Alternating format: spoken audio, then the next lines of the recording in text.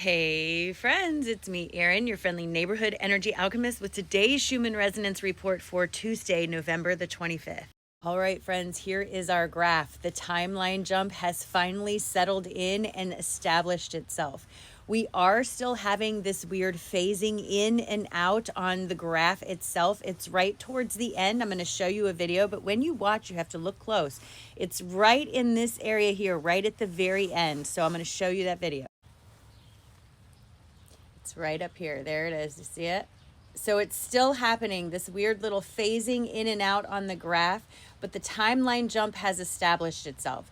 And it established itself at about 4 a.m. Central Time this morning. There it is again. You see it? So it's still happening. And here's a little bit closer look at the timeline jump. As you can see, it's nice and solid in there. It's not coming or going anywhere. We've actually established a timeline jump. I did have a dream with the man with the white beard last night, which honestly surprised me, but I will tell you about that. I want to finish going over the graphs real quick. On the earthquake graph, we still have this man-made pattern going on. This signal keeps changing. It establishes a pattern, and then it will change to bigger pieces here or louder broadcasts here, shorter bursts.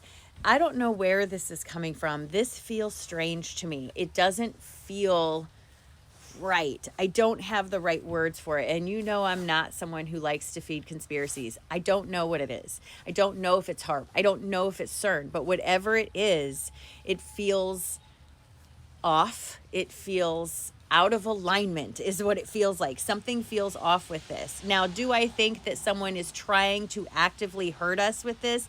I don't. I think it's an unintended side effect that we are feeling the results of this. I don't think that whatever it is doing it necessarily on purpose to hurt us. That's not what I'm receiving. But what I am receiving is that this is having unintended consequences on our sort of timeline shifting that we're going through, and the man with the white beard kind of backed that up. Here is our Italian graph. As you can see, the grumbles are very small here on the graph this morning. So although those triggers are there, things are feeling so strange in general. I don't know how to tell you to feel for these, because for me, I just feel so strange, so out of place, so out of time, so weird. Our GCP for this morning was green. I just want to come back here. So I had a dream last night with the man with the white beard. For those of you who are not familiar, the man with the white beard is one of my guides. He shows up. He's never told me his name. And I have dreams with him where I am not necessarily lucid. I can't necessarily control any of the elements. It's just one of those dreams that I remember incredibly clearly when I wake up, and it always has a pertinent message. The last dream I had of the man with the white beard, he showed me that there are 4 doors between where humanity currently sits and where it will find itself as Homo Universalis, right? And that we had opened 2 of those doors. He also told me that the 3rd door was closed, and I saw the numbers 11 and 22 flash in the sky. That was back in, I think, early October or even the end of September.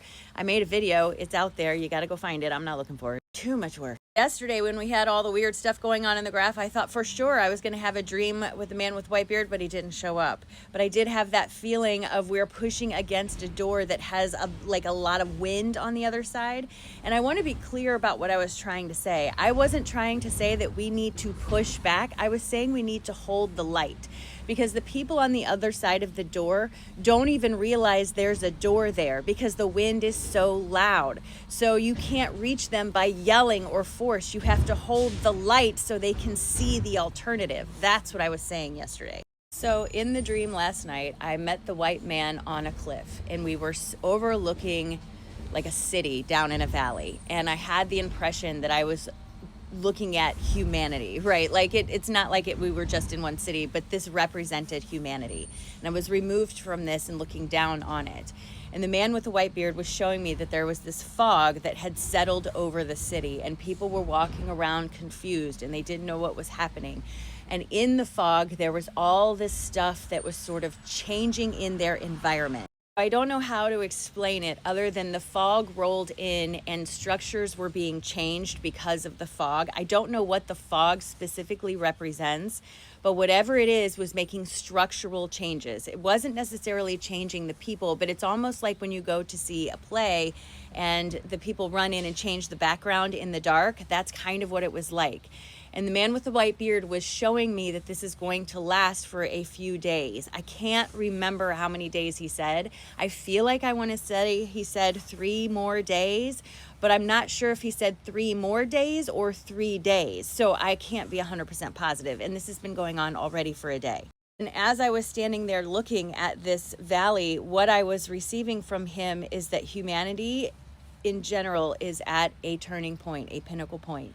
There are choices being made in the background for most of us relating to information that needs to come to the surface. Some of it is good and some of it is not good. And it's not just in the United States, it's on a global level. And it feels more nuanced than just one subject. It feels like multiple subjects. And it feels like there is a conversation happening in the background debating what's in our best interest, but we are not invited to that conversation. And I know that sounds really strange, but that's what he was showing me. It's like a room that people were meeting in and we weren't part of that meeting.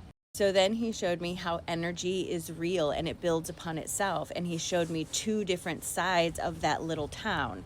One side of the town was sort of building a sense of fear, and the energy around that side of the town was getting very heavy and very dense. And then there was another side of the town where they were focusing on things that feel better, and the light on that side of town was getting brighter. And I had this distinct and clear impression that it's not like it's a battle, that's the wrong word, but we have to choose to come together and shine brightly to show those who think there is no alternative that there is actually a choice. So many people are feeling stuck where they are right now because of the environment that they find themselves in are propagating that feeling. And this was the idea that the more we come together, the brighter the light becomes, the more they feel like they have a choice. But again, I can't remember if he said 3 days or 3 more days. And I don't know. I'm not trying to build fear. I don't know what that means. I don't know what that means. I don't know that there's going to be some announcement. I don't know that we're even going to notice it. I just know that in the background, there are conversations being had that we are not invited to that are about us as a collective species, not just as an awakened collective, but as a collective species. And it feels wrong that we aren't invited to those conversations. But I want to focus on that. I want to focus on the feeling of the more we come together, the brighter the light gets, the more other people realize there is a choice. And my guides had so much to say that they gave me a double card reading this morning. So I guess his overall message was, especially over the next few days, choose wisely. Pay attention. How are you feeling? You've been told over and over and over to let go of your triggers. This is why. Because now it matters. It matters, it matters, it matters where you focus. Law of attraction doesn't care what you want. It cares where you focus. Now is important. Stop telling yourself you're stuck. Stop telling yourself you're limited. Not knowing how and not being able are not the same things. You can never find something you tell yourself is lost, right? In Esther Hicks' famous words. Let's get to the cards. Enough of the lecture. So like I said, this reading is split in 2. There were so many cards. So the first one says, my guides are acknowledging that we are feeling restless in the creative, and that's because there are unveiled truths being brought to the surface about an ineffective team that has kept us as a species off balance in our material world. Just to say it again, the reason we feel restless is because this secret meeting or whatever it is, these unveiled truths are coming to the surface about an ineffective team that has kept us as humanity off balance in our material world. This is a strong and hard lesson in self-sufficiency that is going to require us to step outside of our comfort zone, but not in an impulsive way, by listening to the mental clarity that is offered to us through our higher self, leading us into the next phase of our collective awakening experience. This is a hard lesson in self-sufficiency that's going to require you to step outside of your comfort zone, but not impulsively. Do it through the mental clarity that your higher self is offering to you so that you can welcome in the next phase of this awakening experience. I know this video was long this morning, but I couldn't make it any shorter. Let's get our day started. Are you ready? Because I am. Take a nice big deep breath in all the way down to your toes. And release. Drop your shoulders and just remember, today's your day. You get to choose how you respond to everything around you. Be wise in your choices. Make good choices. Call your mother. Today is a great day, friends. It's a great day.